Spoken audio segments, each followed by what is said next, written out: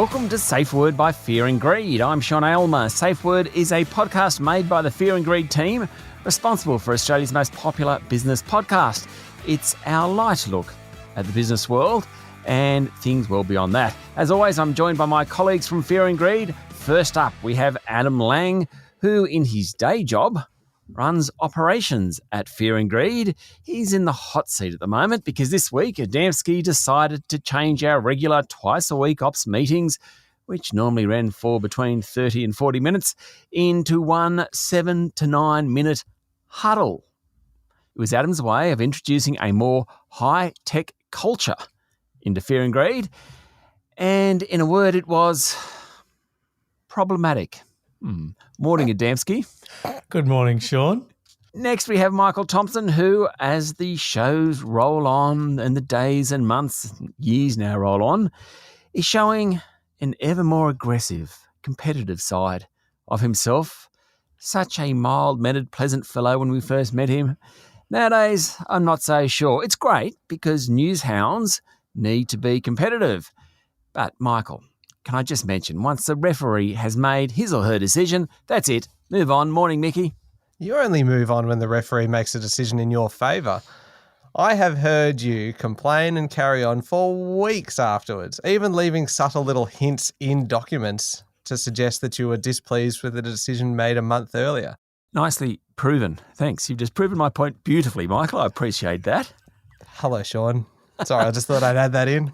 We're getting feisty already. So I think we better sort of move on to the business part of it. Safeword needs a safe word, but normally before we start that, we ask for audience feedback. And Adamski, I believe you have audience feedback for us this morning. I do, actually. Michael, are you okay if I give it, or would you like to do it Please. as per tradition? No, go. I have no care for tradition. Okay.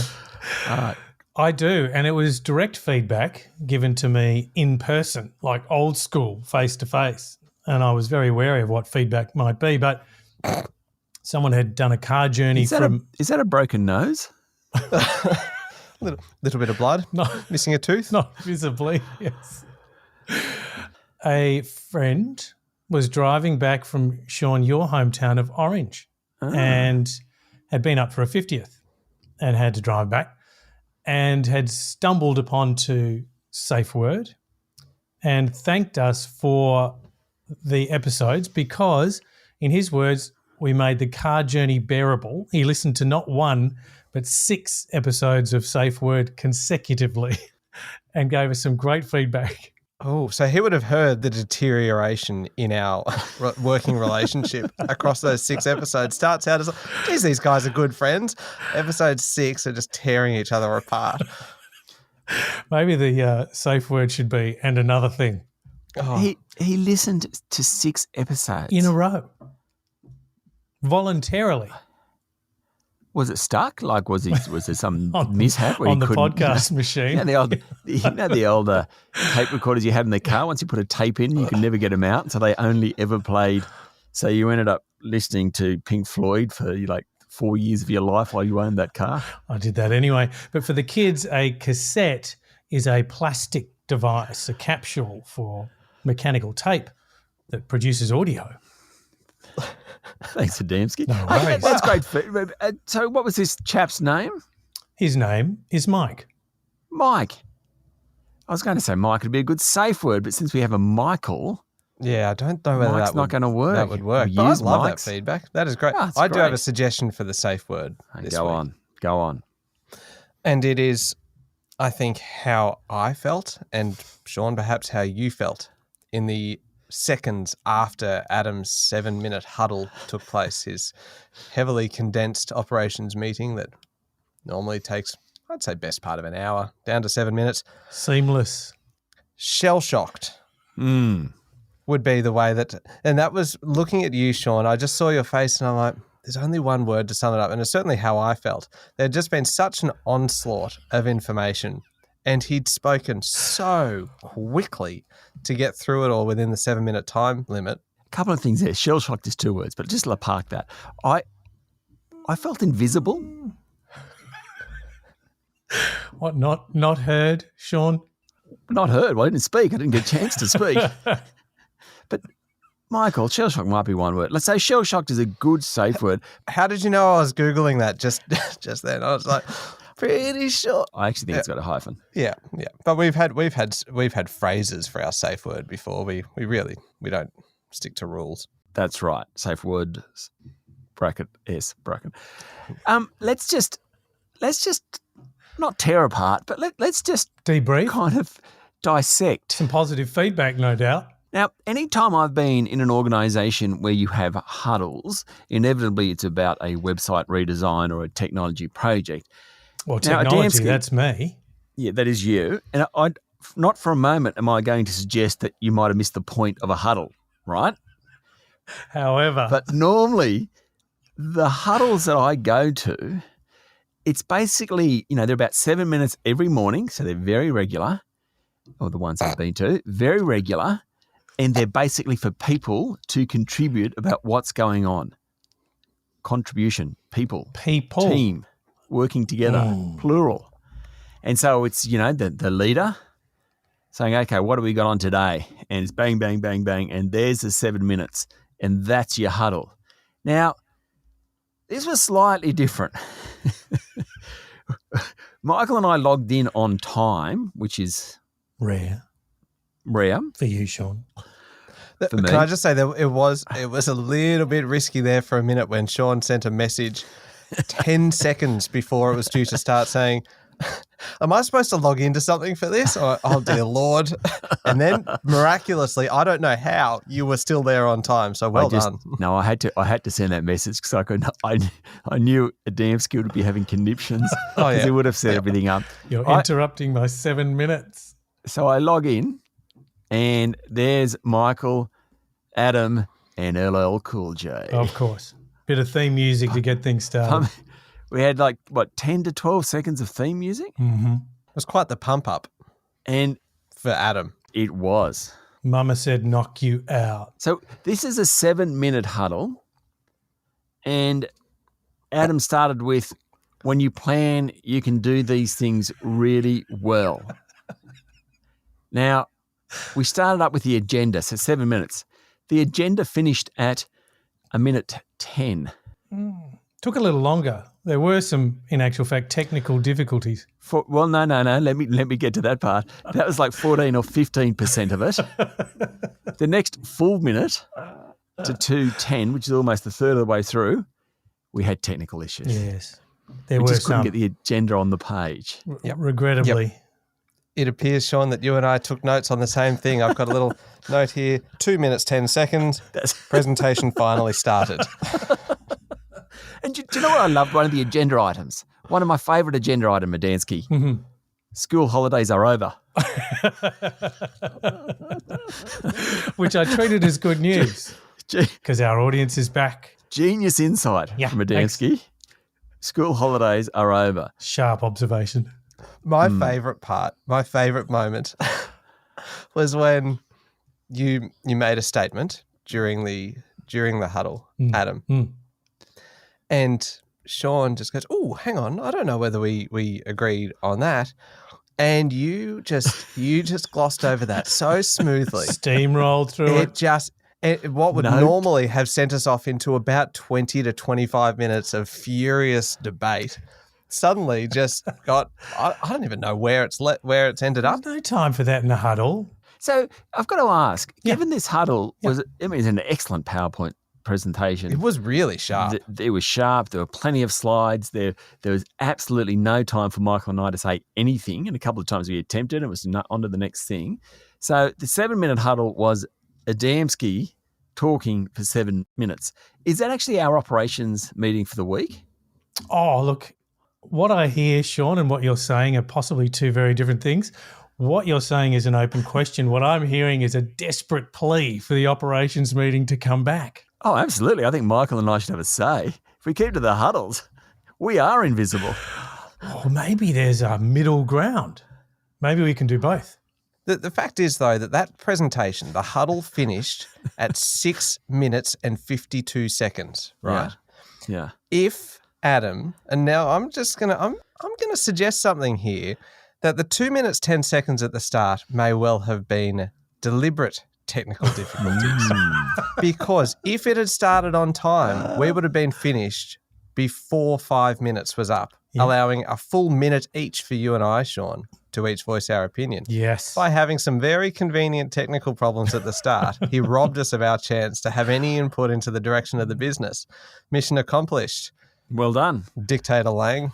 So, Dictator. Benevolent dictator. No. Dictator. Tell me, how long did it take to put that PowerPoint pack together vis-a-vis the 7 minutes minus 2 minutes of technical difficulties, 5 minutes to present it? 3 hours. I mean, it had insightful stuff in there like school holidays is over. The insights were very strong. Yes, I take credit for that. It would have been 3 hours. Including the charts? Maybe a bit more. 4. Because those charts are all new. Yeah, but you also committed to no spreadsheets. There are none. But to me, charts are just a visual spreadsheet. And did you notice earlier in the day, Michael, the spreadsheets we got sent through from Adam? So the huddle wasn't allowed to have spreadsheets.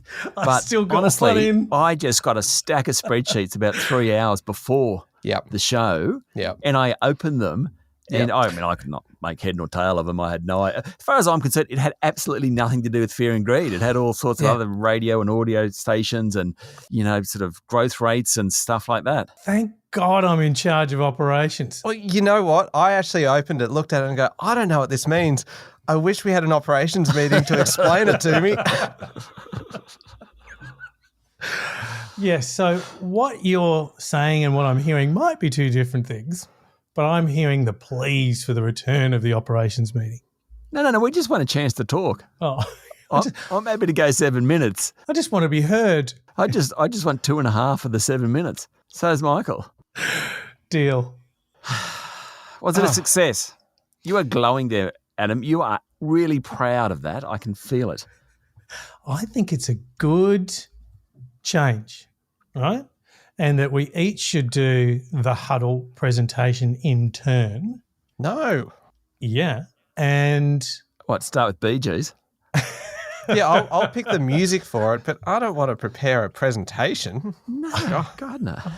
You don't have to present you don't have to have a presentation.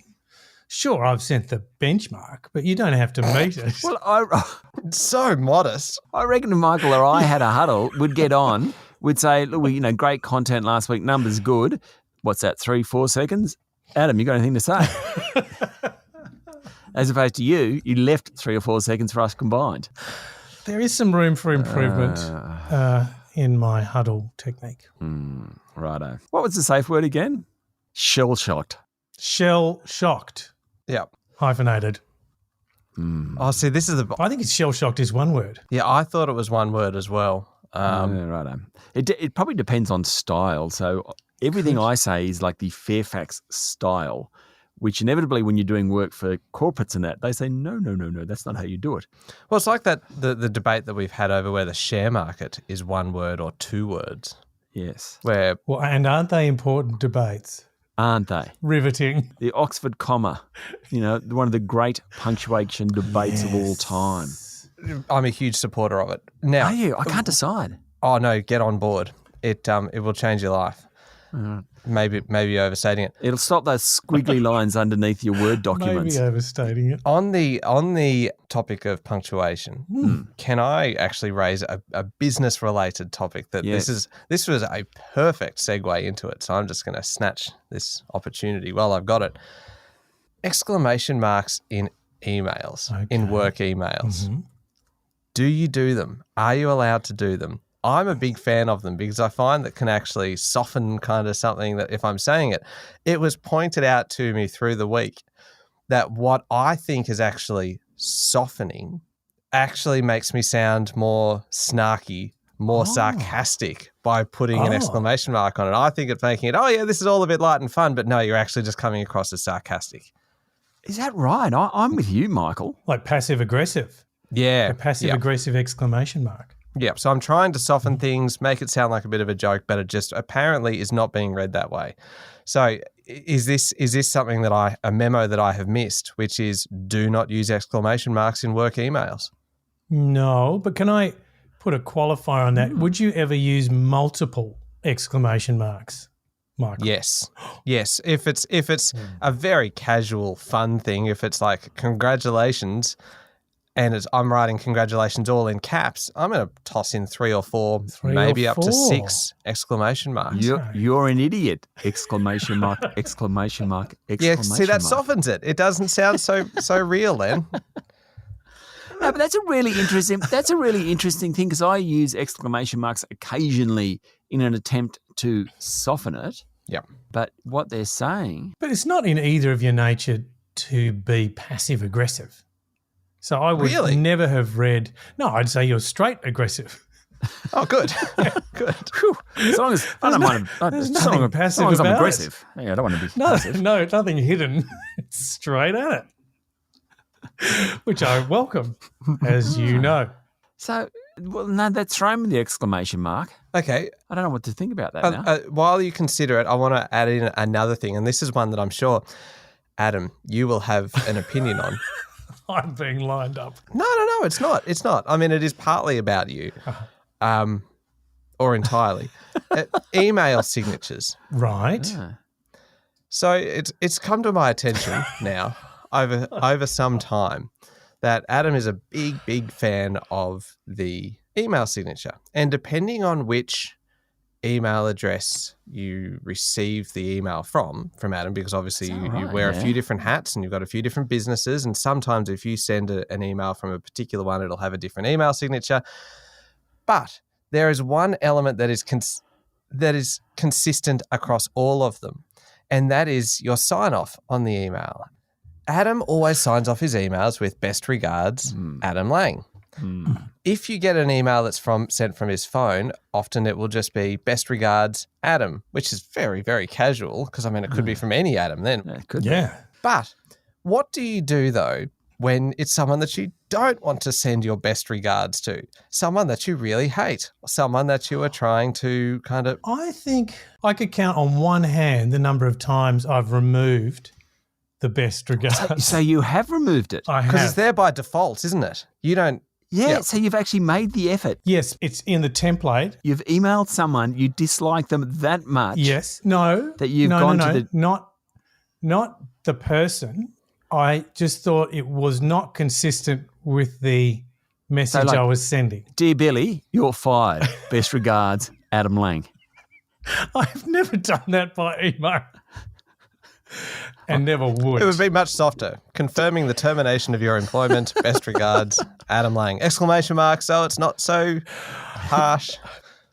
No, I have removed it, but only like a handful of times in my whole career, I reckon. I really dislike cheese. You know, I have a real pet hate. Someone writes you an email and he goes, having a drink together? I don't think so. We're on an email.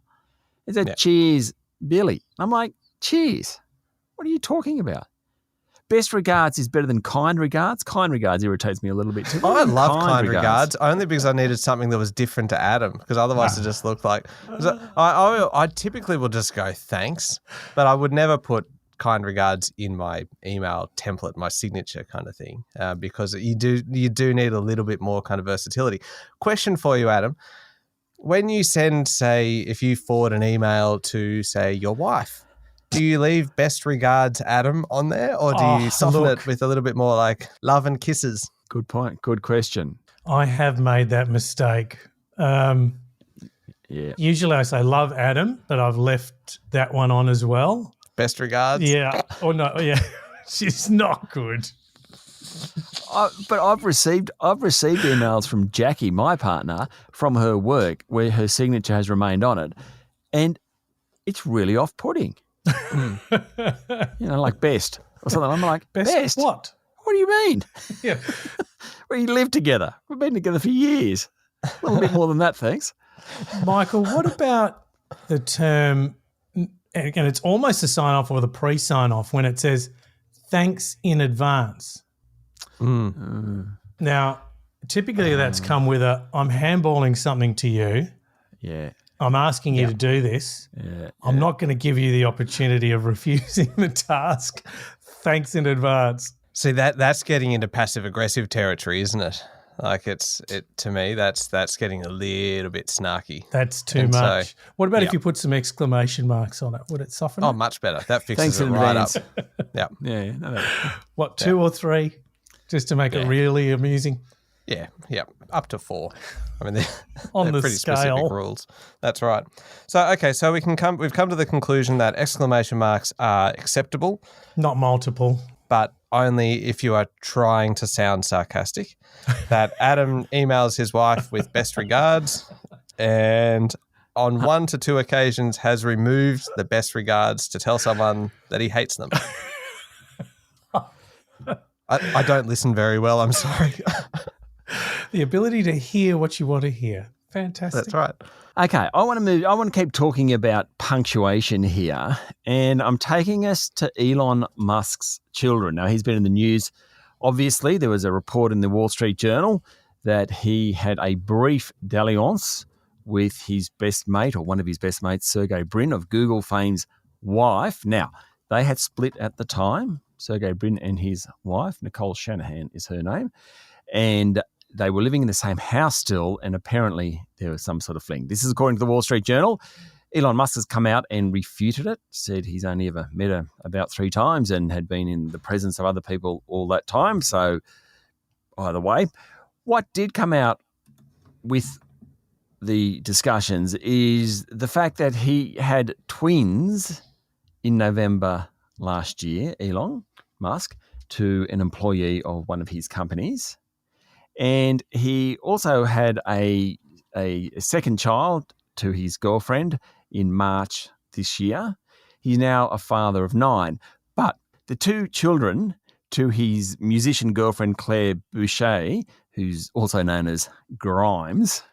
So the latest child, born in March this year, is called Exa Dark Side Rael, or Y for short. And Y is a sister to, guess what the name is? X, who was born 2 years ago. In March 2 years ago. X's name is actually, well, I don't know whether this is how you say it, but it's written X Alpha Epsilon A-12. So this poor child's name is X Alpha Epsilon A-12, otherwise known as X, sister to Y. Seriously? I mean, That's extraordinary. I don't care how rich you are. He's not a conventional fellow, is he? He's not, but I don't care how rich you are. You sort of have to kind of think of someone else apart from you. I mean, these kids have to grow up with this X and Y. I don't know that Elon Musk has thought of many people other than himself for some time. Well, he does briefly. They all have kids. Yeah, thinks of Twitter and doesn't want to. Goodness. Yeah, that is a very tough name for a child. But as if they're not just going to end up going by like Daniel or something. One of the girls will go by Daniel.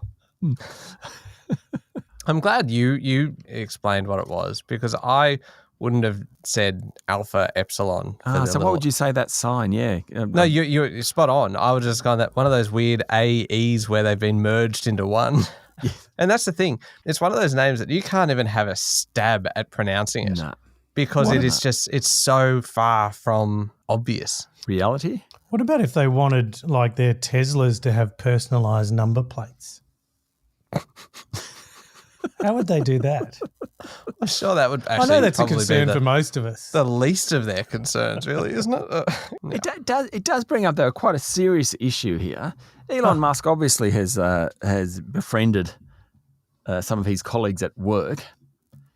And I think I see where you're going with this. Most people in their career befriend someone at work. Oh, like you two were friends when you were at work. Is that what you mean? That sort of thing? That sort of thing? Yeah. I think Sean might have a different kind of coupling in mind. Well, Are you ruling it out? I am. Excellent question. Oh, really? Shell-shocked. Oh, Shell-shocked. you are ruling it out. Right. Hang on. Okay. So hang on. Wait. Adam ruled it out. Sean wasn't ruling it out. Oh, just a bit disappointed, that's all. Just a little disappointed. I came in over the top with a clumsy shell shock and tried to shut the whole thing down. When I'm retracting it. I want to see where this goes. Negative shell shock. Yep. So many people have met their life partners, in fact, at work. And one of the things about COVID is people aren't going into the office. The whole work from home issue means people aren't there on a Friday. Mm. And I mean, I could name many people, family members who have met their betrothed and been happily together for years and years as a result of Friday night drinks. Yeah. What will they do, Sean? Did either of you meet your partners, like Lara? Was she anything to do with your work in any sense, Adamski? No. Lara was travelling. No surprises there, really. If she knew me at work, I would have had no chance. We met at a spreadsheet conference and it was... We saw each other across the crowded spreadsheet. That's right.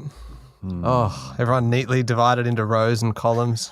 Like, tell me, who is that dish in H14? It'd be more like AAA 582 or something. Oh, that's right. Yeah. Second tab. Sorry. I think it would have been difficult to have a relationship with someone at work. On the way up, Adam. I mean, you made the top. I get that. But on the way up, come on, think about it. What about you, Mickey? You and Sean, did you ever work together? No, because we met at uni. So so that was before really the workforce. So, and I suspect it was only the fact that we lived together for a year, kind of 24 hours a day, that I was able to wear her down and and convince her to give me a shot, because I suspect that if I had just been seeing her daily at work for half an hour, I would still be alone right now. Oh, lonely guy. I needed that 24 hours a day kind of, just constant reminders. Hi, I'm still here. Dripping tap. Eventually, she just went, oh, righto. Oh, it's a glorious love story, isn't it? They'll make films out of that one day. You wore down Sean's resistance eventually. That's Don't you reckon there's lots of romances at work? Yeah. Oh, yeah, absolutely. And so there should be, I think. So what about this work from home carry on? What about Friday nights? Well, that makes it difficult, doesn't it? They can have a saucy Zoom. Oh. They call that something else. Shell-shocked. Yeah. Oh, did you? Oh. No, saucy Zooms. I think that's what the internet machine was for, wasn't it? That's right. And apps, dating. There were so many more options. What do you mean, the internet machine? Well, just explain that, please. Well, what are they called? Like Bumble, Tinder. Pretending not to know. I don't know. He wants to say Grindr, but he can't. He can't bring himself to do it. Well, Tinder was another version of Grindr. Grindr came first, right? Did it? Like as a piece of technology, it's amazing. And friends who use it. But Tinder became kind of the next iteration. I suppose Grindr was less mainstream than Tinder. Yeah, definitely. A different market. What about this, Adam? Have you considered, and this is like a live brainstorming session here. Or thought shower. Essentially, a thought shower. Look at Adam's face. Leaning in. He's like, he's ready for it. Yeah. Adam, could we develop an app that it has an X-rated huddle? So you only have 7 minutes of video time with whoever you're matched up with, and then you move straight on to the next potential partner. So it's like speed dating online for 7 minutes, and you only get 7 minutes to talk to them, or if you want it to be one of those saucy Zooms, you can. But 7 minutes strictly, and then you're off, across that is to the next one. Very interesting challenge. Yeah. I'm sure you could. In fact, I'd be stunned if it doesn't already exist. I'm sure it probably does, but I just like the idea of it being your huddle suddenly just taken to a dark, seedy, messy place. Shell-shocked. Messy huddle, we'd call it. Shell-shocked. Oh. I just didn't want to get in that conversation. You're already in it. You can't get out. You're the one that brought this up. How do you make friends, special friends, when you're working at home? And the answer is a messy huddle. There we go. I'm out. Okay, I'm moving on. Yeah, please. I want to go on to one of your potential topics, Adam, but yeah, fair dinkum, it just sounds really dull. I don't know how to introduce it. Okay. But can I introduce it for you? Because please. I I'm know lost. what this is about, because I was going to bring it up as well. Clearly. This is one of those stories, Sean, where Adam has something very clearly in mind, but what he writes down and what he actually tells us in the podcast is something entirely different. And it's one of those ones that in about 2 or 3 weeks' time, we will finally understand what it was that he was saying. Yeah. I know where you go. Yeah. And so Okay. for context here, Adam has written in his little briefing note, Yep. climate change, interview with Persian Avidi, who was one of our guests recently, and then risk, about how it's the responsibility of the board and the executive and everybody, and then travel, public transport to Melbourne. This entire story is about the fact that Adam managed to do his trip to Melbourne under $500 from door to door using public transport. How the hell do you link that back to climate change, risk, the board, executive, and everyone? And just before you do, Persian Avidi was great as an interview. Yeah. Fantastic. So you've got to match up to her, Adam, to make this interesting. Do not tarnish that great interview. Yeah, that may be beyond me. Don't hitch a dull wagon to her exciting horse. Don't hit your dull wagon to her exciting horse. Okay. So I won't do that, but I will attempt to spruce up the dull wagon for everyone else's sake. So Persian Avidi, great interview. Sean, you asked her, environmental, social and governance, is it the responsibility of the board? How do you look after your horse? Okay. High risk of shell shock here. Go on. Yeah. I'm going to start again. Anyway, I think we might scotch this story, don't you? What do you actually want to hear? No, go for it. Go for it. I want to hear how you link it. That's the key here. So, Sean, your question to her, is ESG, environmental, social governance, responsibility of the board or executive? Her response correctly was it's both. My view is it doesn't just stop there. It's everyone's responsibility, like public safety, right? So in terms of The environmental... horse is lying down. They're bringing out the white sheet at the moment.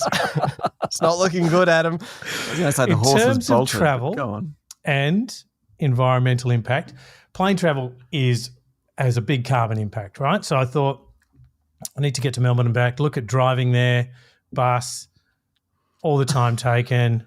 Okay, You I'm going to get never Gonna get a considered catching bus. the bus from Sydney to Melbourne. Yeah, you're right. But I had to get the data first and then affirm my decision. Total BS. Carry on.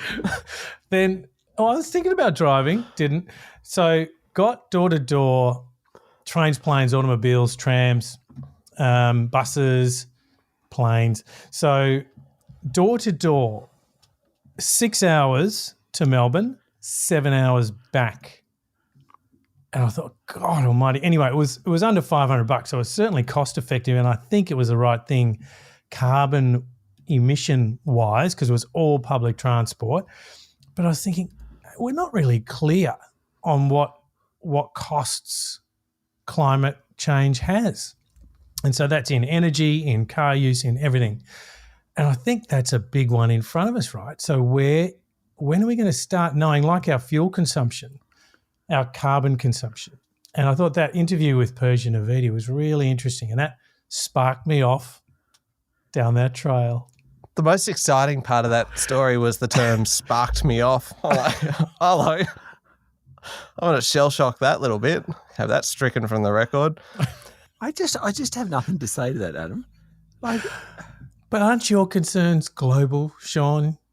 Like So when you 6 go and to 7 hours, Hawaii, is that door to door? I'm trying to understand what you said, actually. door to door, literally. So from leaving From your the door house of my to the house meeting to the place. door of the meeting I was going to in Melbourne and back.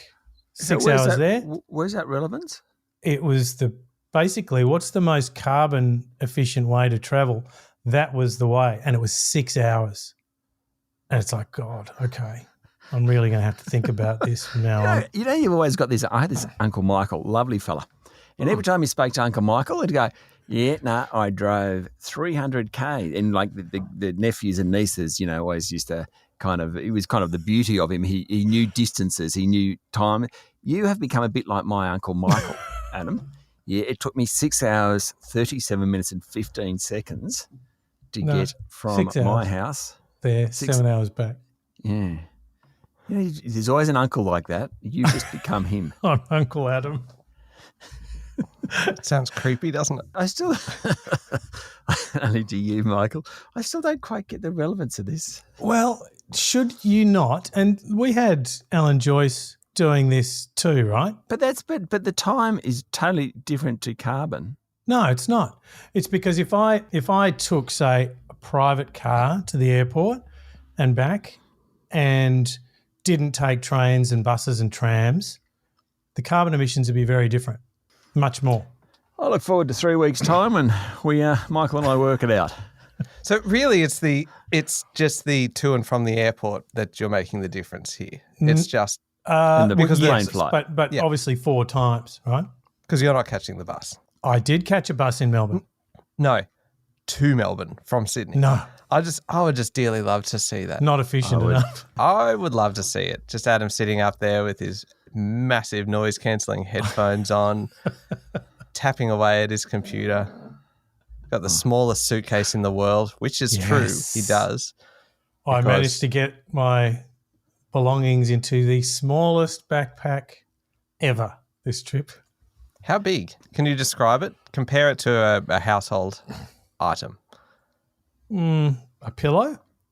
Okay, pillows vary in size fairly significantly. Are we talking flat? There's puffy ones. Not a scatter cushion. The bamboo. That's right. Okay. Use paper sizes. Was it A4, A3? No. Somewhere in between? Between the two? Yeah. A3.5? If that's a thing. Okay, so we've established that you managed to save a lot of money on your trip to Melbourne. Be carbon aware. See, I just don't know whether that was... Very carbon aware. I want to believe you, but why don't you hire an EV and drive down and yourself? EV's still got to power up on carbon fuels. But it also costs money, and I think that's the problem here. No. Righto, look, we are coming towards the end of the show. Thank you for listening to Safeword by Fear and Greed. That is Adamski still laughing in the background over the pizzling he got today. Hey, Sean, did you know that Adam, one of the businesses that Adam is involved in, force him in his email signature to have his name entirely in lowercase letters? Oh, really? I can't think of a more effective way to torture beautiful. our friend Adamski. It works every time. He has to send it. Best regards, Adam Lang, all in lowercase. You're like, it is just glorious. Go through a small identity crisis. Anyway, sorry, just had to bring that up because I didn't want to come back to email signatures next week, so I thought I'd better just squeeze that one in. Well done. Adamski, thank you and your signature for turning up today. Thank you, Sean. Mickey, thank you for joining us. Thank you, Sean. That was Safeword by Fear and Greed. Don't forget to hit follow on Safeword so you get a new episode every week. Tell your friends, your family, your colleagues. Tell everyone. I'm Sean Aylmer. Have a great day.